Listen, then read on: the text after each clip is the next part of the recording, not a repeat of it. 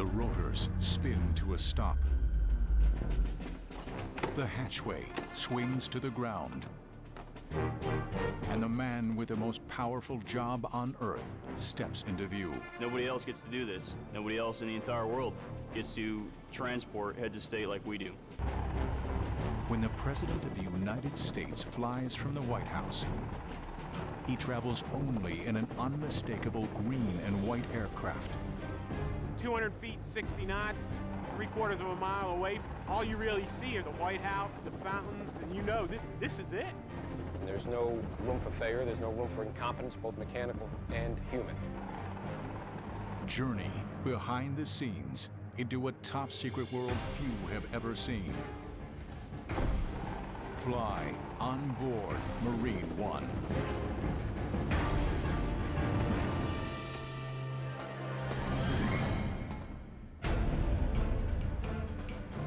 The President is on the move. The President is always on the move. Wherever the Commander-in-Chief needs to travel, a Marine Corps helicopter is always standing by. The situation dictates that it's better for the President to travel on a helicopter. We're going to be ready. Today, a squadron of Marine helos are deploying to meet the President at a school in New Jersey. The mission is a routine lift. But that routine calls for men and material in force. Aircraft must be kept fully fueled. Counter-assault teams lock down the landing zone. Communications link with the Secret Service and air traffic.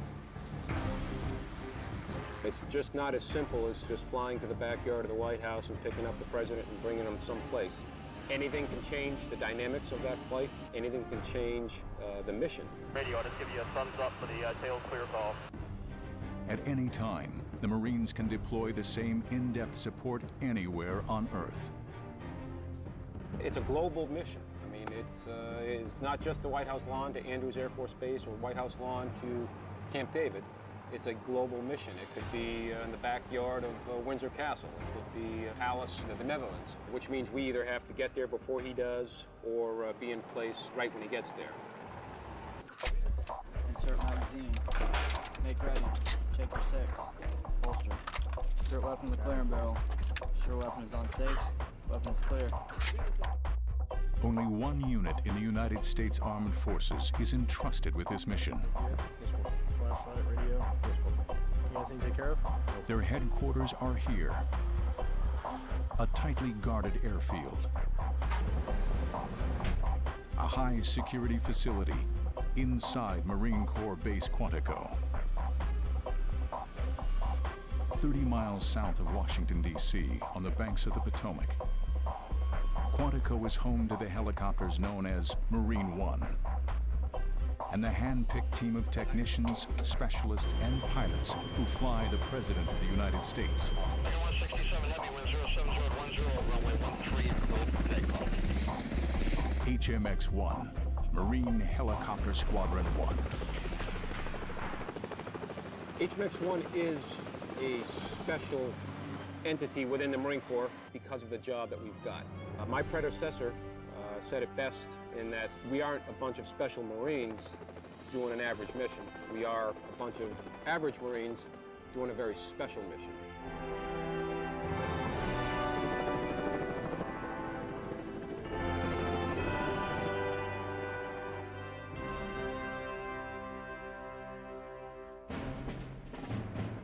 No one at HMX-1 understands the duties and demands of that special mission better than Marine One's primary pilot, Colonel Raymond F. LaRue. His call sign, Frenchie. Even the President calls him the Frenchman. More than a pilot, the Colonel also serves as HMX-1's commander. Once Air Force One pulls into the chocks, he's on the T. Obviously, With over 700 men and women at his command, Colonel LaRue runs the largest aviation squadron in the Marine Corps and one of the most complex. In 3 and 4, you've got to spin and get to the tail of Air Force One in most expeditionary fashion and then shut your rotors down. We are Marines. And what does that mean? We grow Marines with an ethos of we can do anything. And keep throwing walls in my way, we're not going to back off that wall. We're going to find a way to go around it. And that's not just me, that's every Marine. Marine One is not a single helicopter. Flying the President calls for an entire fleet. 35 aircraft, 4 entirely different models.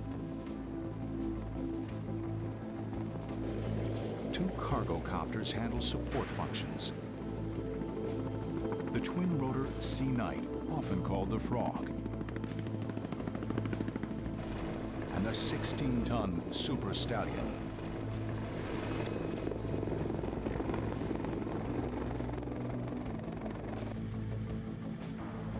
The pride of the squadron lives here, in a high-security hangar known as the Cage.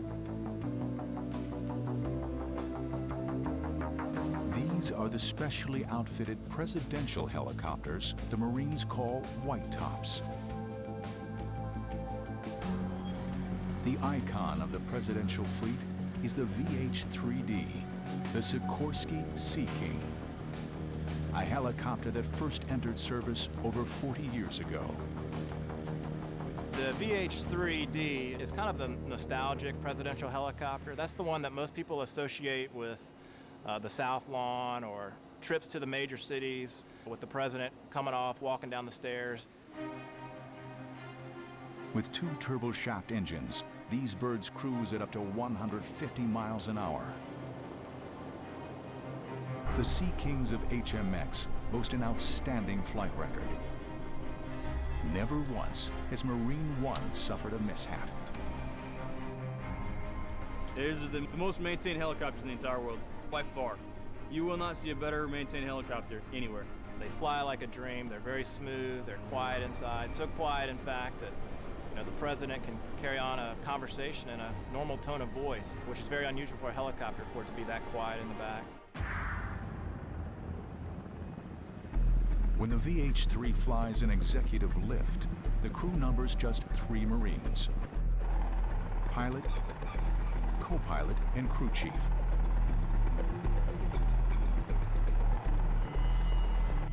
Over 70 feet long, the helicopter has room for a dozen passengers, including the Secret Service, and a special seat for the Commander-in-Chief.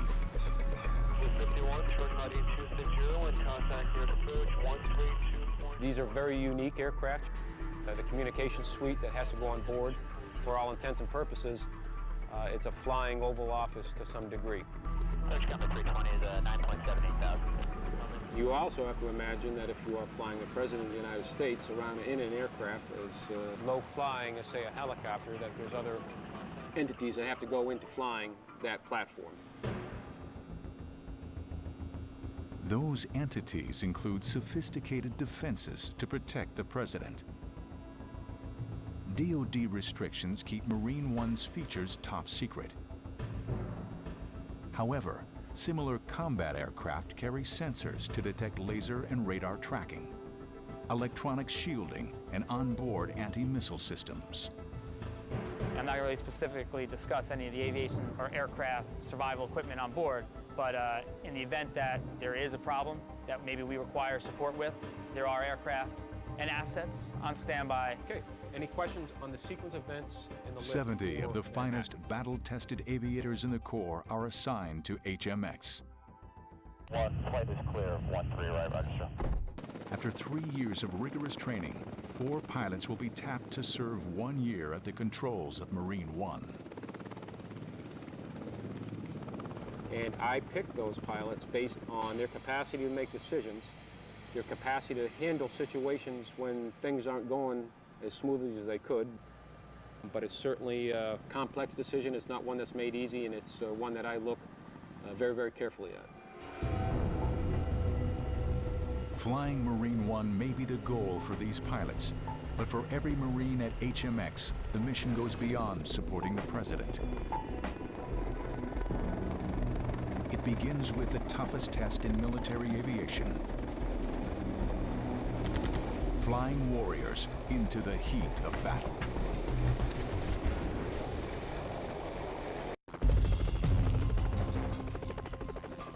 The same Marines that fly into the White House also fly into combat. HMX-1 was established in 1947 as the Marine Corps' first ever helicopter squadron.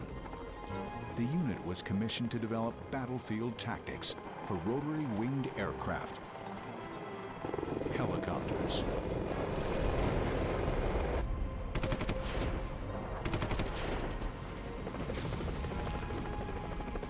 Today at Quantico, HMX Helos are dropping an assault team by fast rope.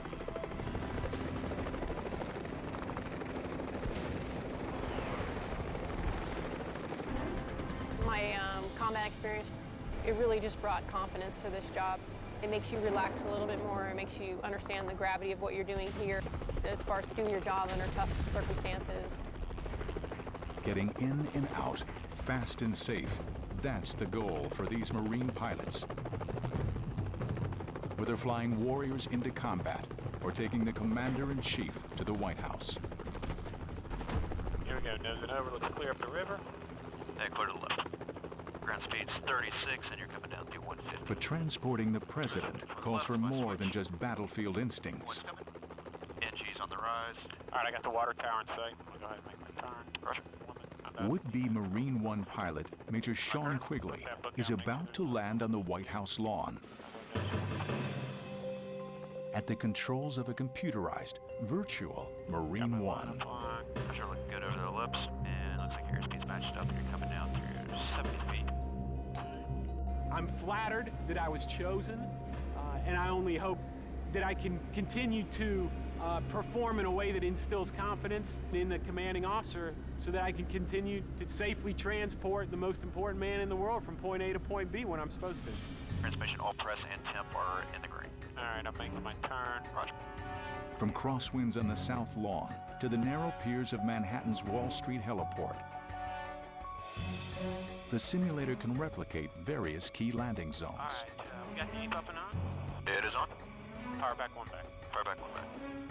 We spend a total of 6 weeks immersed in learning the various missions that we fly. We call that saturation training. I want to pass the monument here about 200 feet, 60 knots. I'm only showing you pulling about 92% All right, let's get landing checks. After 3 years of rigorous training, Quigley is on the brink of qualifying to fly the president. Ground speed's 13 knots. Keep coming forward, and your tail's clear left. Out of 70 pilots in the unit, only a handful get this far. Oh, man. Got chip detector. That's not too good. Only 4 make it to Marine One. All right, there's 30 feet, and tail's clear left. All right, coming down through 15 feet. Working on your tail. There's your tail, mains. Lineup looks good. Keep coming forward. Down 5, 3, 2, 1, and brakes, brakes, brakes. Got him. Touchdown. Okay. Handle set, parking brake is set. Time for Quigley to learn if he's passed his latest exam.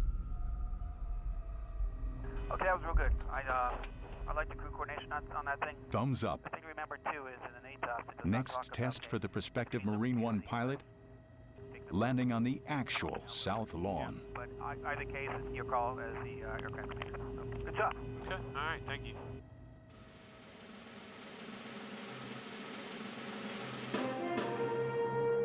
Pilots are not the only crew members held to a standard of presidential perfection. You want to fly the president, you're not going to look unprofessional. You're going to open the door in a professional manner, you're going to make your turns in a professional manner. It's got to be dead on.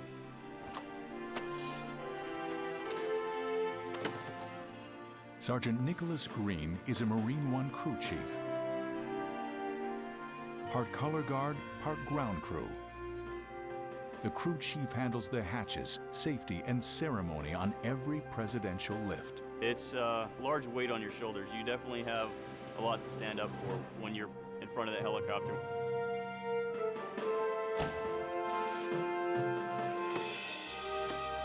You take 6 steps out, pivot, walk all the way to the back. make it look good.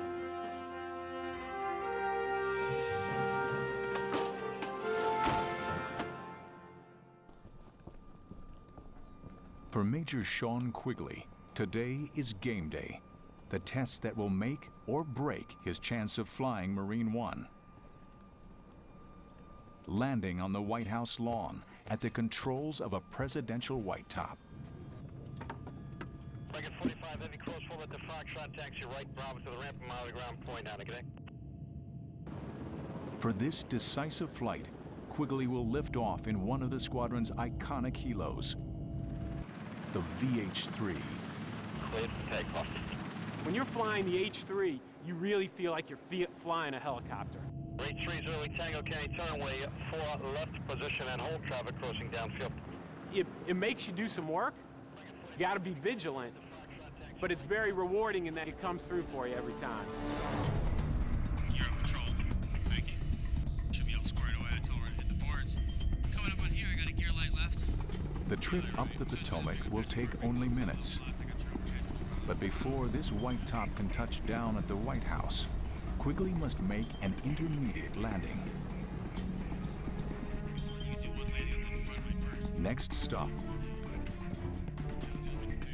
a restricted military base, a facility the Marines cannot allow to be filled.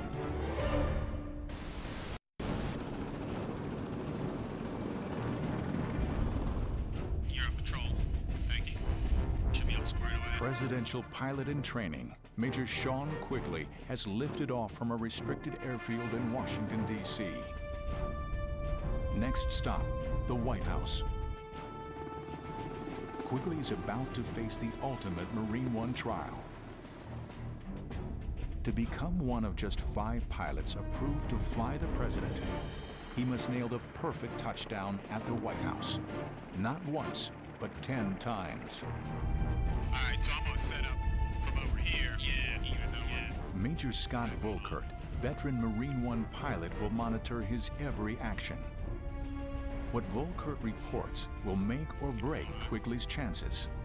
Not every person that starts the Marine One syllabus will make it all the way through to become a Marine One pilot. There's 50, and you're clear left. Toes coming. Okay. Again, that's how you want to do it. You just keep that line right between you. Quigley must navigate an invisible maze through tightly restricted airspace. Okay, there's 200 feet. Okay, so I'm a little high and a little fast. Security regulations and heavy traffic at Reagan National Airport confine Marine One to a narrow, low-level flight path. There's your 200 feet. There's your 60 knots. I wouldn't go too far over there. You're probably pretty good here. Flying around Washington, D.C. below 200 feet, it's an almost indescribable experience until you've done it. The first time you do it, you don't want to be the pilot flying. You want the guy in the other seat on the controls because you just want to sightsee. And this is just good review for you. Okay. The Washington Monument. The last landmark. Over 500 feet tall, it towers above the helo. Okay, nice and easy. The ground's coming up, so I'll help you out. Volkert watches closely as Quigley turns into the final approach. There we go. Yep, you're good. You're coming down. Okay, there's 200 feet. 50 knots, that's fine. That's no faster than 60. All right. It doesn't matter how many thousands of takeoff or landings that you have. Don't cheat right on us. You make that turn around the Washington Monument, you receive your landing clearance, and you roll final on the South Lawn. That's when you fully understand the gravity of the situation, the responsibility that you have. Without exception, my palms start to sweat, get a little bit nervous. Okay, I'm putting this line between my legs. Yeah, right between your legs. Tree goes down the right-hand side. Just remember, we want to be over that fountain by, 90 feet. Oh, a good visual is going to be 150 and 50, so we're accelerating now. It's all good. Good line up. Don't cheat right on us. Good. Now just keep coming down. Now cheating right. Looking good. Looking good. Just keep driving forward. The South Lawn. 100 feet, 30 knots. Barely 50 yards wide, hemmed in by towering trees. Man, it seems like we're close to that blue spruce on the left. Don't worry about it. You're good. I'm holding the altitude. Quigley can't touch down just anywhere. His landing must line up precisely with 3 red discs. Now cheating right. Looking good. Looking looking good. Just keep driving forward, clear to come left. 200 feet, 60 knots, 3/4 of a mile away from touching down. All you really see are those spots on the lawn, the White House, the fountain. And you know this is it. This is a big deal. Okay. Yep. Hovering 10 feet above the ground, one final maneuver. Quigley must rotate to line up the helo's wheels with the landing discs, each just 6 feet wide. Okay. Now we're coming around. Yep. 10 feet. When you are landing that helicopter, it's you. 15 feet back. It's all you. And that is a rewarding feeling. All right. 10 feet. Settle down to your 5. Looking good. And you're 20 feet back. Creeping it forward. Okay. 15 feet back. 10. 5. 4. 3. 2. 1. There's the edge right there. Roll forward another foot. 6 inches. Brakes. Brakes are set. Feet are off. Power's on the way out. What do you think? It looks pretty good on this side. Looks good on this side. Okay. Touchdown. Next challenge, the perfect White House takeoff. Good APU.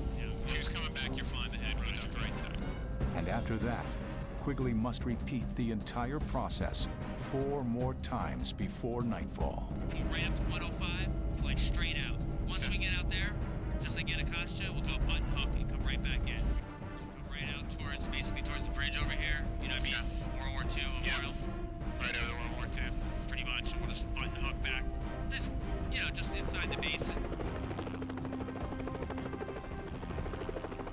That's very humbling. Very humbling. It was harder than I thought it was going to be. I've ridden over there a couple of times, and that's pretty simple. You make sure the turns are matched, and you talk on the radio. This time, it seems smaller. The boards were smaller. The lineup lines were shorter. It was as if it was almost miniature. All right. Yep. 100 feet, 30 knots. Your next checkpoint is going to be. A few hours later, Quigley tackles his final trial of the day. 100 feet right now. Good altitude. Hold the altitude. A series of nighttime landings. You know that trace, so just keep coming left a little bit. This is the acid test for Marine One. But it will be weeks before Quigley learns if he has passed or failed. You're not clear left yet. Not yet. Now you are. Okay. There's plenty of places that you can make some hiccups along the way. Different situations that just arise where you may or may not have what it takes, if you will, to be a Marine One pilot HMX. 15 feet. 10 feet. Flying in and out of the White House is only one facet of Marine One's complex zero-fail mission.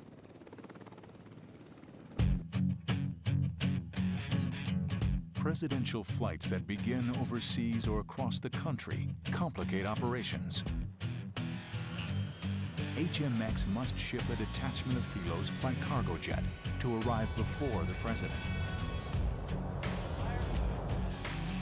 Today, HMX maintenance techs are breaking down a pair of white tops for a long-distance flight aboard a C-17 cargo jet. Destination, Bangkok.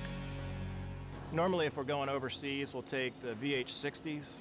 That's a smaller Black Hawk variant that has a smaller cabin, but it's just as capable with communications and flight capabilities and so forth. But it deploys so well just with folding up a few blades. We can roll that thing right into the back of an Air Force C-17 with all of our gear and personnel, completely self-contained in one aircraft, and fly to anywhere in the world and be there and build up and be up and flying in just a matter of hours. The United States is the only country on the planet that supports its commander-in-chief globally and does that with its own assets. There is no other foreign country, even when they come to this country, that bring their own assets to fly their commander-in-chief.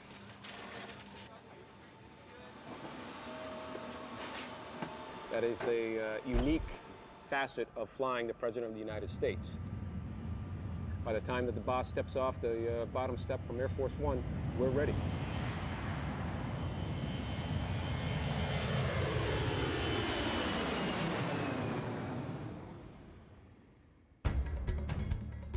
Next destination for the President and HMX-1, New York City. The President is coming to town for the United Nations General Assembly. Air Force One will get him to Kennedy Airport in Queens.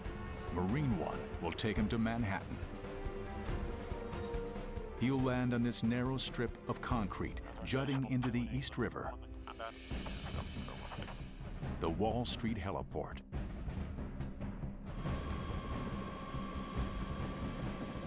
Like every mission, the work begins on the banks of the Potomac at Quantico and HMX-1. Okay, the mission flying the President to the Wall Street pad today in support of the United Nations General Assembly, which makes things a little bit more complex for us in that there's probably going to be a whole lot more helicopter traffic in and around Manhattan than normal. Preponderance of that traffic is going to be centered around the Statue of Liberty, but there is some coming down the East River and going over to the Hudson River, so we'll be wary of the fact that it could be a very, very densely populated airspace today. Okay, the Wall Street pad, we've all landed. It's akin to landing on a ship. 3 days before the mission, a Marine advance team hits the pad at the Wall Street Heliport. You can really box yourself in if you land 3 before 4. I mean, you can't really help here. Major Rick Barnes and Major Kevin Duffy will block out the exact choreography for the presidential landing. To avoid calling attention to their work, the Marines dress in plain clothes instead of uniforms. Stand in square. I want your nose wheel. And then as they're coming in, you direct them and then you get out of the way. Stand over here and hold it forward and seat. Tell them the number usually and say you can, but Everything looks good here. This is where we'll put Nighthawk 2. Across town from the Wall Street helipad, a full-scale military landing is underway. The U.S. Marines are setting up a beachhead at John F. Kennedy International Airport. For the next 96 hours, this secluded corner of one of the world's busiest transit hubs will be transformed into a high-security military base. It's huge. It's very surprising to a lot of people, the effort that goes into it. When you think about just our squadron alone, we have 70 people here just for the helicopter movements. You got Secret Service, White House Communications Agencies, White House Military Office. It's a lot of people.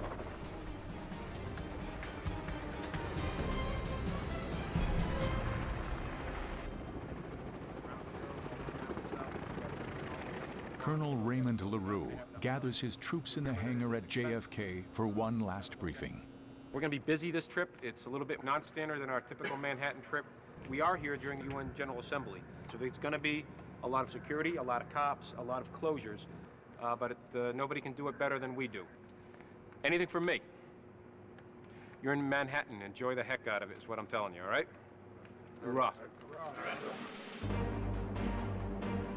From Quantico to Wall Street to JFK, the Marines of HMX-1 stand ready. Tomorrow, the President of the United States comes to town.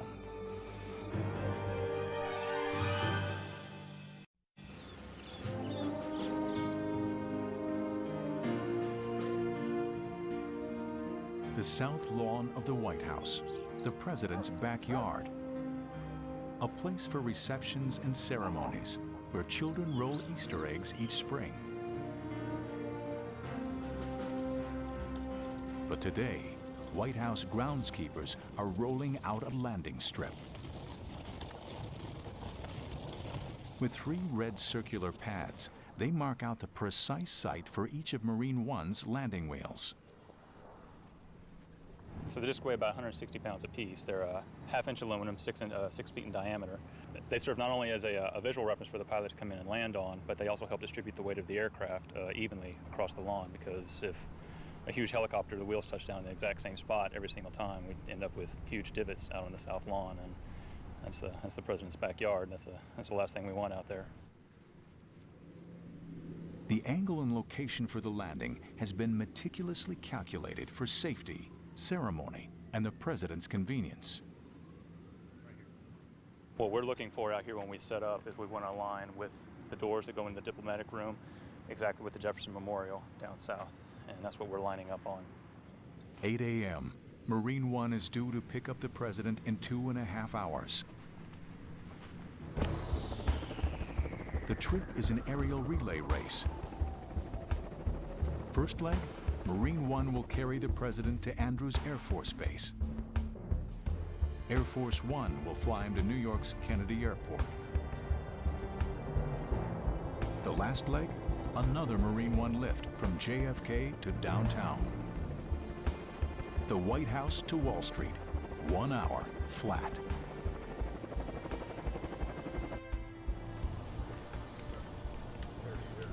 Yeah, that's true. 20 minutes before takeoff, guests and the press corps are ushered into viewing areas around the South Lawn. Every time we land on the South Lawn, there's hundreds of people out there that are seeing the president off or there to greet him. At 10:24, right on time, the presidential white tops appear on the horizon. One helo heads straight for the landing pads.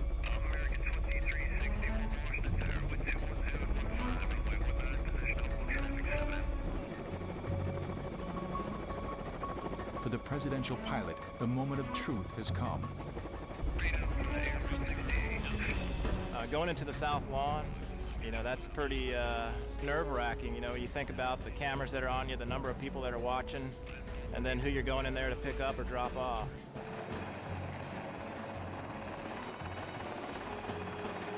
First time I landed on the South Lawn, it was overwhelming. I couldn't believe I was doing it. We have to land on these little boards that are kind of small. I couldn't believe that I hit them.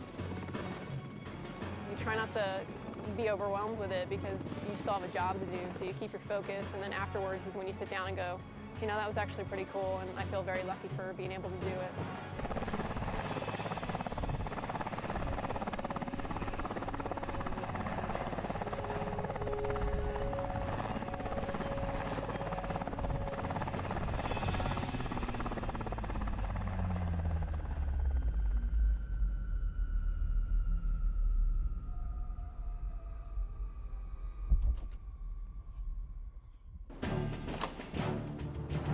The crew chief drops the stairs, and the ritual march of presidential boarding begins.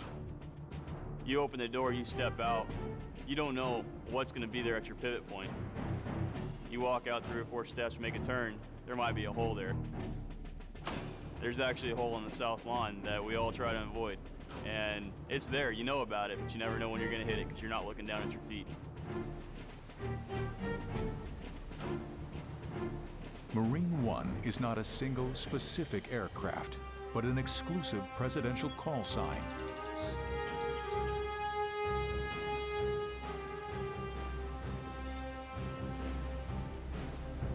Only after the president steps aboard does this VH-3 become Marine One. The white top turns towards the southeast. Next stop, Andrews Air Force Base, home to the world's most famous plane. HC08 Tango, start your right turn heading 100, climb maintain 5,000. In the sky above Washington, 2 identical helicopters join the president's white top in an aerial dance of deception. A security tactic called the shell game. Wherever HMX-1 flies the president, doubles shadow Marine One's every move. A protective smokescreen to disguise which aircraft carries the man. Only the Marines know which of these green and white lookalikes transports the commander-in-chief.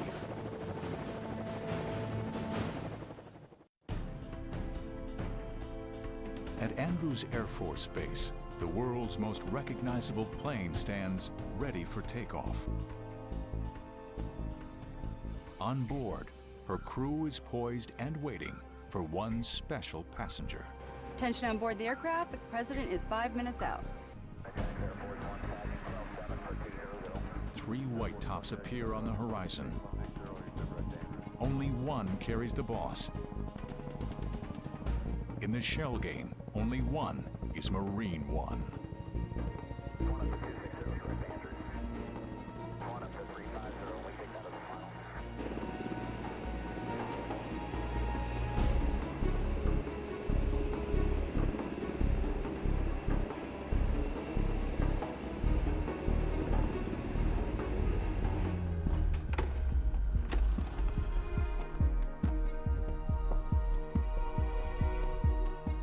There's a lot of stress involved in our job. It's not combat stress. You're not getting shot at. You're not worrying about supporting other Marines anywhere else. You're worried about supporting the President of the United States. That's a big load to carry.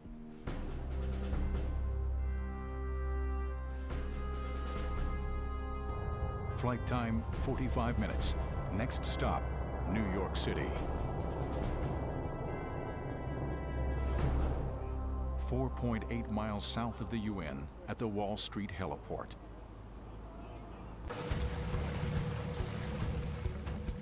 Access to the pad is strictly controlled. Patrol boats sweep the harbor. Bomb-sniffing dogs and explosive experts check every vehicle. Secret Service counter-assault teams take position. The weather, mild. Wind out of the northeast. T-minus 22 minutes. At JFK, the helos of HMX-1 stand by, poised for liftoff. Marine One pilots and co-pilots take the field. Colonel LaRue will fly the president. You walk into work every day with a smile on your face, not only because of the mission, because the mission's pretty cool, but as an old guy like myself that still gets to fly daily and strap on 3 or 4 different aircraft, it's absolutely exhilarating. Any helicopter pilot will tell you that it's probably the best thing you can do with 2 hands. Air Force One begins final approach. Cleveland Air Force One, flight level 330. The pieces of the puzzle come together seamlessly. 11336. Air Force One passing 8.5 for 12000, heading 360. Air Force One on the center. I think the gravity of this job really hits home when you're sitting there just chatting, and then all of a sudden the big jet comes at you and the president walks down the stairs. So I think if anything, it makes you really sit up a little bit straighter and take your job a little more seriously. It's when those big engines are coming at you and that stair goes down.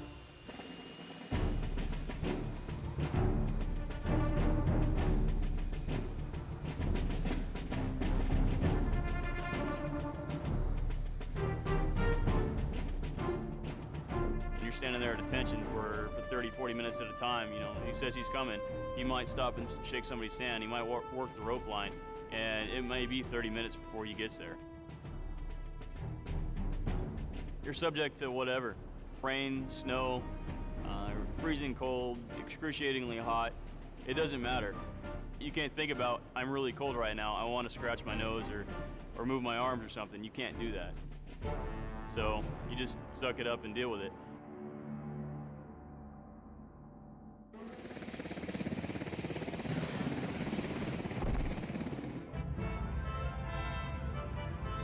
The President of the United States is in the hands of Colonel Raymond LaRue. Nighthawk 1 and flight. The lift is underway.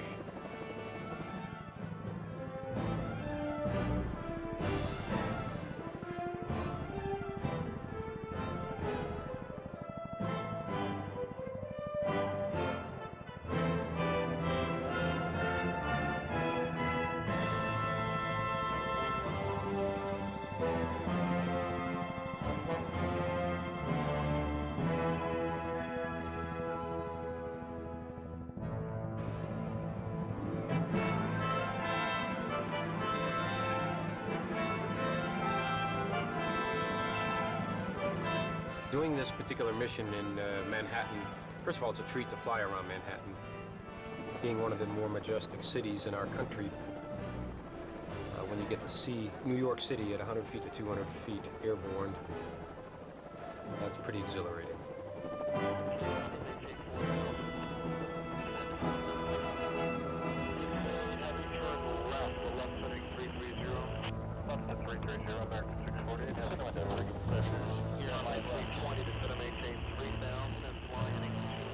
But it's also very challenging in that some of the busiest airspace that this country has that we fly into. So we've got to always plan for contingencies as well. JFK to Wall Street in under 10 minutes.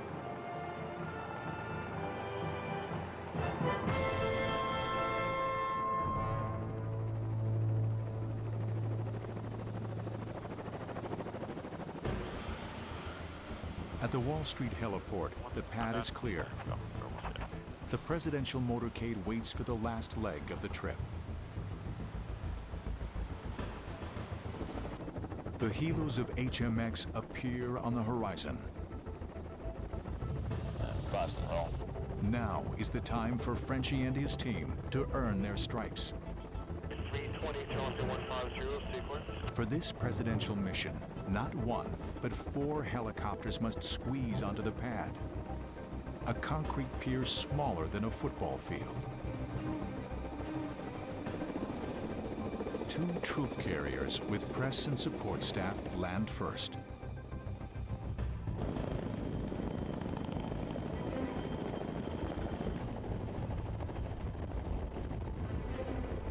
There's a certain portion during the final approach in a helicopter where you have to get into ground effect, which is an aerodynamic cushion of air, if you will. When you're coming in, landing on an elevated platform over water, you really don't get that help from that ground effect until you're actually on the ground.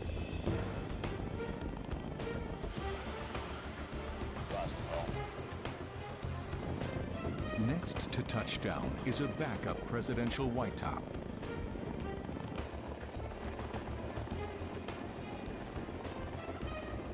Only then does Marine One begin final descent.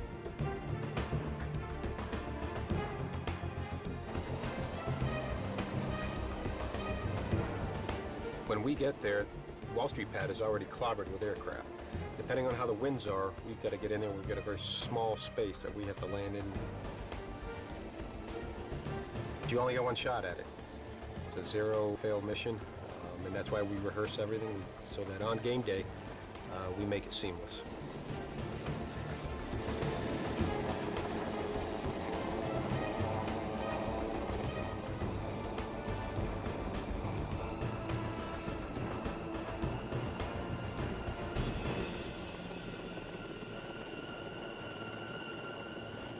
Touchdown. The latest in a 51-year string of perfect landings. Once again, the Marines of HMX have delivered. You'll go out there and you'll have the most important person in the entire United States 2 steps away from you. He salutes you as he walks on, he salutes you as he walks off. That's pretty humbling. He's saluting not only you, he's saluting the pilots that flew him, he's saluting the Marine Corps, he's saluting the United States every single time he walks on and off.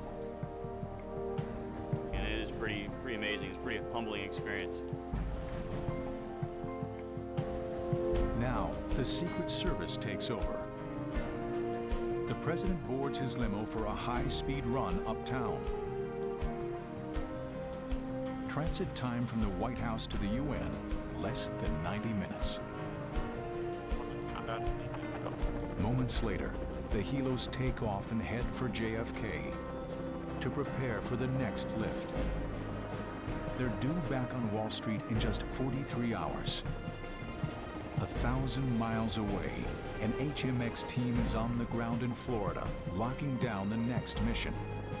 In Quantico, the squadron is wrapping up for trips to Alabama and Kansas. Even if there's not a scheduled lift plan, we'll take a helicopter wherever he goes. We're always there whether we're used or not. And yes, the President does always, if he rides on a helicopter, he rides on Marine One, a helicopter from this squadron. This is the job of Marine One. A military mission that never ends. Wherever he needs to go and whenever he needs to go, we'll be there.